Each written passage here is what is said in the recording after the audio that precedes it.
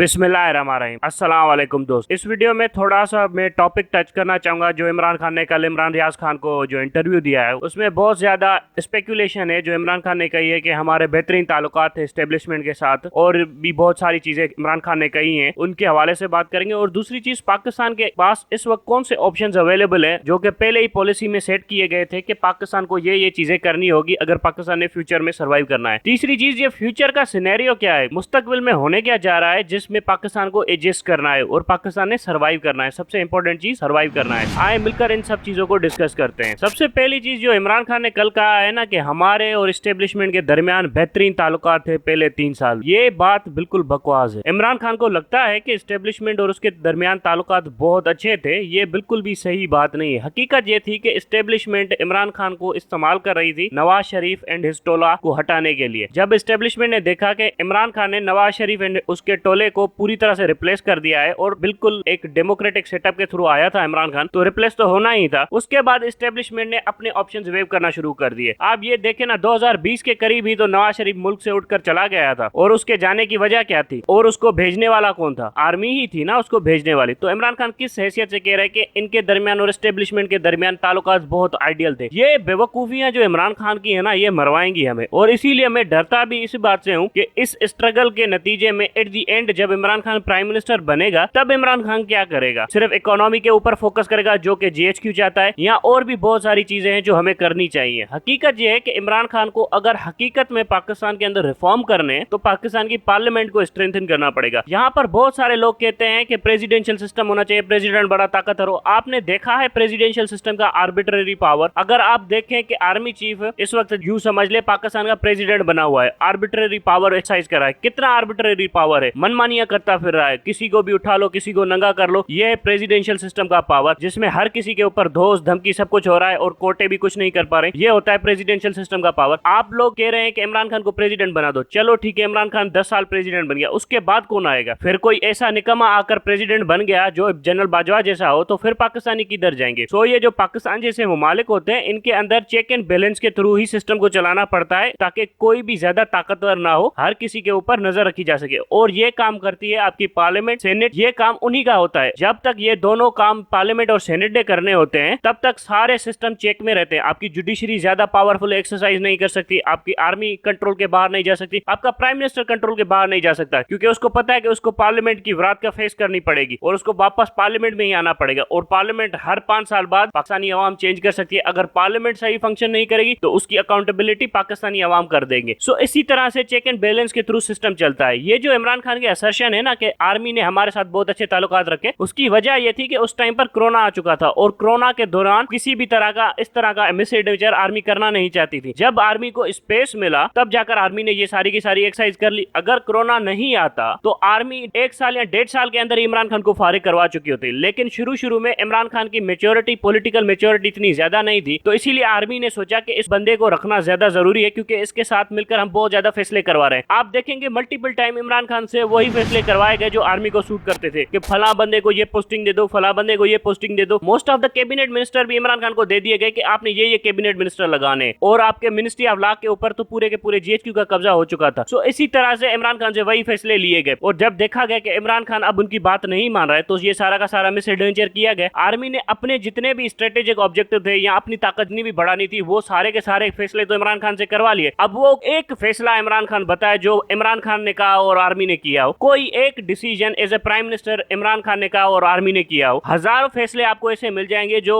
Army ने कहे हो और पाकिस्तान के प्राइम मिनिस्टर ने अप्रूव किए हो, लेकिन कोई भी एक फैसला इमरान खान नहीं बता सकता जो प्राइम मिनिस्टर ने कहा और आर्मी ने रेस्पेक्ट किया हो। कौन से ऐसे फैसले हैं जो आर्मी ने रेस्पेक्ट किए? कौन से ऐसे स्ट्रक्चरल चेंजेस है जो आर्मी ने रेस्पेक्ट किए? क्या बलोचिस्तान के ऊपर कोई पॉलिसी बनाई गई थी इसी टाइम के ऊपर? कुछ भी नहीं किया गया। ये जो इमेच्योरिटी है ना इमरान खान जो लेकर घूम रहा है ना, ये मौत है पाकिस्तान। इस सारी की सारी चीजों को बदलना पड़ेगा। अगर ये इस तरह की इमेच्योरिटी लेकर चलता फिरा और फौजियों को स्पेस देता गया तो ये अगली हुकूमत भी इसकी 2 दिन नहीं चलेगी, उसके बाद भी फिर इसको लोग उतार देंगे। फिर क्या ये वापस अवाम के पास आएगा? बार बार कितनी बार अवाम इसको उठाकर प्राइम मिनिस्टर बनाएगी जब ये इसी तरह से अपनी हुकूमत गिराता फिरेगा? पाकिस्तान की अवाम ने तो इसको प्राइम मिनिस्टर बनाया था, ये अपनी करतूतों से आकर सड़कों पर आ गया। फिर लोग बोलते हैं कि हमारा लीडर बड़ा अच्छा है, इसमें कुछ ना कुछ खामियां भी नहीं है। भाई साहब, आपको थोड़ा ध्यान से चलना पड़ेगा। ये जो आइडियलिज्म आपके सर में घुसा हुआ है ना, इसको मेहरबानी करके निकालें, थोड़ा सा रेशनल रीजनल बने, पॉलिटिकल स्पेस और पॉलिटिकल पावर किसी को भी शेयर नहीं करने की इजाजत दी। कोई भी बादशाह हो वो अपना पॉलिटिकल स्पेस और पॉलिटिकल पावर शेयर नहीं करता। यहाँ पर अजीब ही तमाशा लगा हुआ है, प्राइम मिनिस्टर अपना सारा का सारा ताकत जीएचक्यू को देता फिर रहा है और उसके बाद खुश भी है कि जीएचक्यू लॉयल है पाकिस्तान के साथ। अरे भाई तुमने ठेके पे मुल्क देना है तो इलेक्शन क्यों लड़ रहे हो, जीएचक्यू को दे दो, जीएचक्यू ही लड़ लेगा। अब आते हैं कि पाकिस्तान के जो रीजनल अलाइनमेंट थी या पॉलिसी थी पाकिस्तान को फ्यूचर में सर्वाइव करना था, वो कैसे करना था। सबसे पहले प्रिडिक्ट करते हैं कि ये फ्यूचर कौन सा है जिसमें पाकिस्तान ने सर्वाइव करना है। मोस्टली दुनिया के अंदर जंगें वापस आ रही हैं और ज्योग्राफी रीअलाइन हो रही है और जो जितने भी ममालिक के नक्शे हैं वो सारे के सारे रीएडजस्ट होंगे। मतलब जो एग्जिस्टिंग मैप्स आप मुल्कों के देख रहे हैं वो एग्जिस्ट नहीं करेंगे इन द लॉन्ग रन। आप देखिए इराक और सीरिया के जो मैप्स हैं या लिबनान वाला मैप है या बेरूत का मैप है, ये सारे के सारे बेकार हो चुके हैं और यहाँ पर कोई फंक्शनल गवर्नमेंट ही नहीं बची मिडिल ईस्ट के अंदर, क्योंकि सारे के सारे ममालिक को इसराइल ने तबाह करवा दिया अमेरिका के हाथों और अरबों के हाथों। उसके बाद अब यहाँ पर कोई एक नई गवर्नमेंट आएगी और हो सकता है कि ये सारी की सारी जियोग्राफिकल टेरेन है इनकी रेस्पेक्ट भी ना रहे। इसी तरह से पूरी दुनिया के अंदर जियोग्राफिकल चेंजेस आएंगी और जो नक्शे आप देख रहे हैं वो सारे के सारे बदलेंगे। और वो कैसे बदलेंगे? जंगों के नतीजे में बदलेंगे, इकोनॉमिक कोऑर्डिनेशन के थ्रू बदलेंगे। और जब ये सारे के सारे नक्शे बदलेंगे तो कोशिश ये की जाएगी कि पाकिस्तान का भी नक्शा बदल दिया जाए। अब वो कैसे किया जाएगा? आपको मल्टीपल जगहों पर एंगेज किया जाएगा, आपको ईस्ट और वेस्ट बॉर्डर को एंगेज किया जाएगा, आपके यहाँ पर डिफरेंट इंसर्जेंसी मूवमेंट फैलाई जाएगी, आपके अंदर एक पॉलिटिकल रिफ्ट और अपीवल पैदा की जाएगी, फिर आपको इकोनॉमिक कोऑर्डिनेशन किया जाएगा। उसके बाद जाकर आपके अंदर ये सारी की सारी चेंजेस पॉसिबल हो सकती है। लेकिन इन सबसे निपटने के लिए हमारे पास एक इदारे हैं जिसको हम कहते हैं नेशनल सिक्योरिटी इंस्टीट्यूशन। ये नेशनल सिक्योरिटी अपराटस को मैनेज करते हैं। अब ये सारे के सारे इदारे क्या कर रहे हैं? आप देखें हमारी इकोनॉमिक वनरेबिलिटीज किस तरह से एक्सपोज हो चुकी हैं, इस रियासत के अंदर कितनी वनरेबिलिटीज सामने आ चुकी हैं और इन सारी वनरेबिलिटीज को प्रोटेक्ट करने की जिम्मेदारी किसकी थी? इसकी इंटेलिजेंस एजेंसियों की जिम्मेदारी थी। वो क्यों नहीं काम कर सके कामयाबी से? क्योंकि उनके ऊपर एक ही बंदा बैठा हुआ था, वो था जनरल बाजवा। और उस जनरल बाजवा ने 6 साल में एक अचीवमेंट बताए जो इस जनरल बाजवा ने पाकिस्तान की नेशनल सिक्योरिटी में कंट्रीब्यूट की हो। एक भी अचीवमेंट नहीं है जनरल बाजवा के पास पाकिस्तान की नेशनल सिक्योरिटी से रिलेटेड। हाँ, पाकिस्तान के अंदर गंद फैलाने में सबसे बड़ा रोल इस बंदे का है। और फिर यही जनरल यहाँ से भाग जाएगा, पूरी दुनिया में घूमता फिरेगा और फिर कहेगा कि मैंने पाकिस्तान की ये खिदमत की और फिर पाकिस्तान के अंदर मतलब इसको एज ए हीरो रिप्रेजेंट करने की कोशिश करेगी डीजीआईएसपीआर। क्यों मिलिट्री अपनी गलतियां नहीं मानती पाकिस्तान के हवाले से? क्योंकि उन्होंने जितने ब्लंडर किए हैं पाकिस्तान की नेशनल सिक्योरिटी के हवाले से वो किसी इंस्टीट्यूशन ने नहीं किए। इस रियासत के अंदर इकोनॉमिक वनरेबिलिटी सामने आई है, पाकिस्तान की रियासत के अंदर इकोनॉमिक वनरेबिलिटी सामने आई है। सबसे पहली चीज, क्या पाकिस्तान की आर्मी को नहीं पता था कि पाकिस्तान की रियासत में कितनी इकोनॉमिक वनरेबिलिटीज है? उसको प्रोटेक्ट करने के लिए कौन से स्टेप लिए गए? ये चोरों को वापस लाना, इससे ये रियासत की इकोनॉमिक वनरेबिलिटीज हल होंगी। ये जो पाकिस्तान की सबसे बड़ी इकोनॉमिक वनरेबिलिटी की वजह हमारी प्रोडक्शन की डिक्लाइन है। हमारी प्रोडक्शन क्यों डिक्लाइन है? क्योंकि हमारे पास एनर्जी नहीं है, लेबर नहीं है, रॉ मटेरियल नहीं है और हमारे पास कैपिटल नहीं है। कैपिटल सारा चोर लेकर दूसरे मुमालिक में चले गए। एनर्जी के प्रोजेक्ट्स में करप्शन की, दुनिया की सबसे महंगी एनर्जी हम प्रोड्यूस कर रहे हैं। और उसके बाद लेबर का क्या है? लेबर भी देखेगी कि जब यहाँ पर इंडस्ट्री नहीं है तो वो भी दूसरे मुमालिक में भाग जाएगी। जब ये सारी चीजें हो रही है तो प्रोडक्शन डिक्लाइन होती है, उसके बाद जीडीपी श्रिंक होती है और उसके बाद आर्मी कहती है कि सियासतदान चोर है। भाई तुमने ही तो इन सारे लोगों को लाकर बिठाया हुआ है जिसकी वजह से हमारी प्रोडक्शन डिक्लाइन हो रही है। फिर तुम क्या एक्सपेक्ट करते हो कि ऐसे ओवर द नाइट मिरेकल होंगे? 70 साल से आप मुल्क चला रहे हैं, जीडीपी हमारी $300 बिलियन के आसपास लटक रही है और फिर हमें समझाया जाता है कि नहीं नहीं पाकिस्तान तरक्की करेगा, ये करेगा, ये जीएचक्यू वाले चला लेंगे। इतनी कॉम्पिटेंसी होती तो बहुत कुछ हासिल कर चुके होते हम। हाउएवर पाकिस्तान ने इन सारी की सारी सिचुएशंस को नजर में रखा हुआ था at the time of Imran Khan. Pakistan की जब नेशनल सिक्योरिटी के ऊपर ग्रिप थी, पार्लियामेंट देख रही थी उस टाइम पर, उन सब चीजों के ऊपर पाकिस्तान ने नजर रखी हुई थी कि पाकिस्तान के पास कौन से चैलेंजेस होंगे फ्यूचर में और पाकिस्तान के पास ऑप्शंस क्या अवेलेबल होंगे। चैलेंजेस तो सिंपली ये थे कि पूरी की पूरी दुनिया में जंगें आने वाली हैं और नए नक्शे बनने वाले हैं। सो पाकिस्तान ने इन सारी चीजों को कैटर करने के लिए ये प्लान बनाया था कि पाकिस्तान अपने आप को चाइना के साथ अलाइन रखेगा और पाकिस्तान अपने रीजनल एलाइज को मिलाएगा। मतलब पाकिस्तान का इरादा था उज्बेकिस्तान, ताजिकिस्तान, तुर्कमेनिस्तान, अफगानिस्तान और ईरान जैसे मुमालिक और चाइना के साथ मिलकर पाकिस्तान इस रीजन को प्रोटेक्ट करेगा, इस रीजन की पीस एंड सिक्योरिटी को स्टेबलाइज रखेगा, यहाँ पर कोई पॉलिटिकल अपहीवल नहीं होने देगा। पाकिस्तान का पूरा डिजाइन ये था कि पाकिस्तान ने मिडिल ईस्ट के मुमालिक के साथ मिलकर ये सब कुछ करना है और आसियान मुमालिक के साथ इस रीजन में पीस एंड स्टेबिलिटी रिस्टोर रखनी है। मसला यहाँ पर क्या हुआ? ये जनरल बाजवा ने सारा का सारा भंड डाल दिया। अगर पाकिस्तान को सर्वाइव करना है, क्योंकि हम इस वक्त नेशनल पावर नहीं जनरेट कर सकते, नेशनल पावर बनाने के लिए हमें तकरीबन 10 साल लग जाएंगे, जिसमें हमने इकोनॉमी स्टेबल करनी होगी, हमने एक नई आर्मी इंट्रोड्यूस करवानी होगी, उसके बाद ही जाकर हमारा अपना एक इंडिविजुअल नेशनल पावर बन पाएगा। लेकिन इस वक्त अगर हमारे पास नेशनल पावर नहीं है तो हमने रीजनल अलाइनमेंट करनी होगी और रीजनल अलायंसेस बनाकर ही अपने आप को डिफेंड करना होगा, क्योंकि ग्लोबल जो वेव आ रही है, जो नेक्स्ट वॉर्स आ रही हैं, वो बहुत ज्यादा खतरनाक होने वाली है और पता भी नहीं चलेगा कि मुल्क कैसे ओवर द नाइट गुम हो गए दुनिया के नक्शे से। सो ये थे स्टेप्स जो पाकिस्तान की नेशनल सिक्योरिटी पॉलिसी में ड्राफ्ट किए गए थे कि हमने रीजनल अलाइनमेंट करनी है, लेकिन सारा का सारा भंड डाल दिया जनरल बाजवा ने। एक जनरल ने पूरे के पूरे मुल्क की नेशनल पॉलिसी की धज्जियां उड़ा के रख दी और कोई पूछने वाला नहीं है, और फिर हमें समझाया जाता है कि देखिए जी आप लोग अपना मुंह बंद कीजिए, ये कीजिए, वो कीजिए। ये तमाशा है पाकिस्तान का। चलिए हम अपना मुंह बंद कर लेते हैं। अब तो हालत ये हो गई है कि 10 दिन भी पाकिस्तान आपसे नहीं चल पा रहा। Thank you very much.